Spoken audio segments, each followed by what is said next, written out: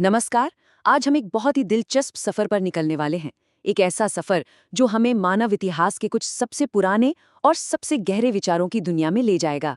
जी हाँ, हम बात कर रहे हैं हिंदू दर्शन की, और हम इसकी कुछ सबसे जरूरी बातों को बहुत ही आसान तरीके से समझने की कोशिश करेंगे। तो चलिए शुरुआत एक बड़े ही मजेदार सवाल से करते हैं।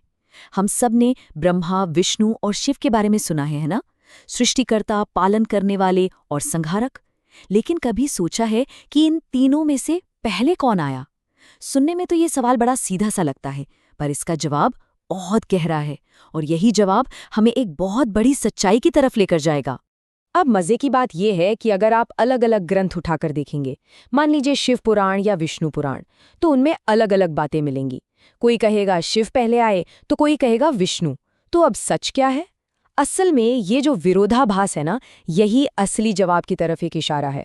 ये हमें बताता है कि हिंदू दर्शन में वक्त को एक सीधी लकीर की तरह नहीं देखा जाता, बल्कि एक गोल चक्र की तरह। मतलब पहले कौन आया, ये सवाल ही शायद पूरी तरह से ठीक नहीं बैठता। तो अगर ये सवाल ही गलत है, तो फिर सही क्या है? इस पहेली का हल क्या है?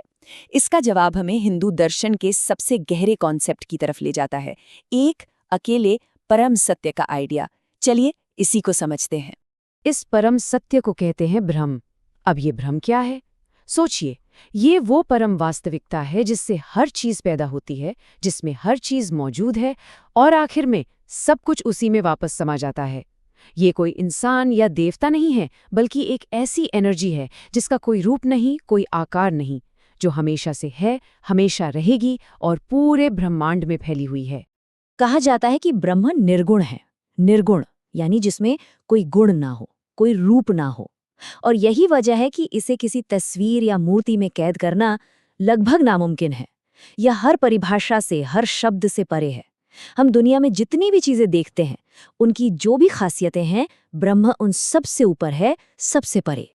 अच्छा, अब यहाँ एक और सवाल खड़ा होता है कि भाई अगर ब्रह्म ही अकेला सच है, तो फिर इतने सारे देवी देवता क्यों? ब्रह्मा, विष्णु, शिव, ये सब कौन है? तो देखिए, इसका जवाब बड़ा सीधा है। ये तीनों देवता उसी एक बिना रूप वाले ब्रह्म की अलग अलग शक्तियों का साकार रूप हैं। मतलब ब्रह्म के जो कॉस्मिक फंक्शंस हैं, ये उन्हीं को दर्शाते हैं। आइए इसे थोड़ा और समझते हैं। ब्रह्मा वो है क्रिएशन की शक्ति, सृष्टि की रचनात्मक ताकत। फिर आते हैं विष्णु, जो सत्व गुण से जुड़े हैं, यानी बैलेंस, अच्छाई और पालन पोषण। और आखिर में शिव, जो तमस गुण से जुड़े हैं, यानी बदलाव और संहार, जो कि नई शुरुआत के लिए जरूरी है। तो ये तीनों मिलकर इस यूनिवर्स के पूरे साइकिल को चलाते रहते हैं। और ये सब हैं क्या?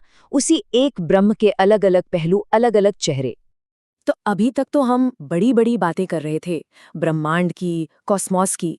लेकिन अब इस कहानी का सबसे दिलचस्प मोड़ आने वाला है।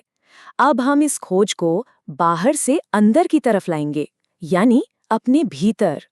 और यही उपनिषदों के दर्शन का सबसे बड़ा, सबसे गहरा राज है। देखिए, हर जीव के अंदर एक आत्मा या आत्मन होती है।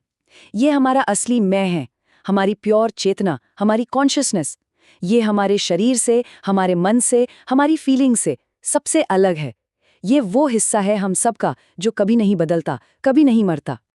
और इसी से जुड़ा है एक बहुत ही प्रसिद्ध महावाक्य छांदोग्य उपनिषद से, तत्वमसि। इसका मतलब क्या है? इसका मतलब है तुम वही हो। ये एक घोषणा है, एक ऐलान है कि हर एक की आत्मा यानी आत्मन और वो परम सत्य यानी ब्रह्म असल में अलग हैं ही नहीं, वो एक ही हैं। इसको समझने के लिए एक बहुत खूबसूरत मिसाल दी जाती है, समंदर और बूंद की।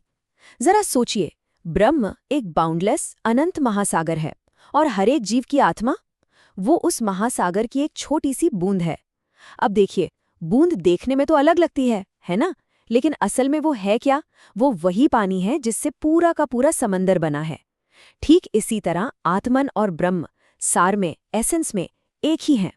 ओके, तो अगर आत्मा हमेशा रहती है, कभी खत्म नहीं होती, तो फिर ये एक शरीर से दूसरे शरीर में जाती कैसे है? कोई तो सिस्टम होगा, कोई तो मैकेनिज्म होगा जो इस पूरे सफर को चलाता होगा। बिल्कुल है। और यहीं पर एंट्री होती है कर्म और पुनर्जन्म के कॉन्सेप्ट की। कर्म का सिद्धांत असल में बहुत ही सीधा सा है। ये कॉज एंड इफेक्ट का एक यूनिवर्सल लॉ है, यानी हर एक्शन का एक रिएक्शन होता है। हर सोच, हर शब्द, हर काम, चाहे अच्छा हो या बुरा, उसका एक नतीजा जरूर होता है। अच्छे कामों से पुण्य मिलता है, जो अच्छी परिस्थितियां लाता है, और बुरे कामों से पाप, जो दुख की वजह बनता है। और यही हमारे आज और हमारे कल को तय करता है। और पुनर्जन्म, भगवद गीता में इसे बहुत ही खूबसूरती से समझाया गया है। कहा गया है कि ये ठीक वैसा ही है जैसे कोई अपने पुराने घिसे पिटे कपड़े उतारकर नए कपड़े पहन लेता है। आत्मा भी ठीक वैसे ही एक पुराना शरीर छोड़कर एक नया शरीर धारण कर लेती है। तो ये कोई अंत नहीं है, ये बस एक बदलाव है। बृहदारण्यक उपनिषद में तो एक और भी कमाल का उदाहरण है, एक जोक का। सोचिए, एक जोक जब किसी तिनके के आखिरी छोर तक पहुंच जाती है तो वो क्या करती है? वो पहले दूसरे तिनके को मजबूती से पकड़ती है और उसके बाद ही पहले वाले को छोड़ती है ना? ठीक इसी तरह आत्मा भी एक शरीर को तभी छोड़ती है जब वो दूसरे का सहारा पकड़ लेती है। इससे होता यह है कि चेतना यानी कॉन्शियसनेस कभी टूटती नहीं, वो बनी रहती है। तो सवाल ये उठता है कि इस पूरे सफर का, इस आने जाने का आखिर मकसद क्या है? क्या हमें हमेशा इस जन्म और मृत्यु के पहिए में घूमते ही रहना है? जवाब है नहीं। इसका एक अंतिम लक्ष्य है, एक अल्टीमेट गोल है, और वो है इस चक्र से आजाद हो जाना। इसी परम आजादी को कहते हैं मोक्ष। अब मोक्ष का मतलब ये नहीं है कि हमें मरने के बाद किसी स्वर्ग में जाना है, नहीं। मोक्ष तो एक एहसास की अवस्था है, एक सेल्फ रियलाइजेशन है। ये उस सच को सिर्फ जानना नहीं बल्कि गहराई से महसूस करना है कि हमारा असली मैं यानी आत्मन और वो परम सत्य यानी ब्रह्म एक ही हैं, अलग नहीं। और जब ये एहसास हो जाता है तो जन्म मृत्यु के चक्र से पूरी तरह आजादी मिल जाती है। तो चलिए इस चर्चा को एक आखिरी सवाल पे छोड़ते हैं।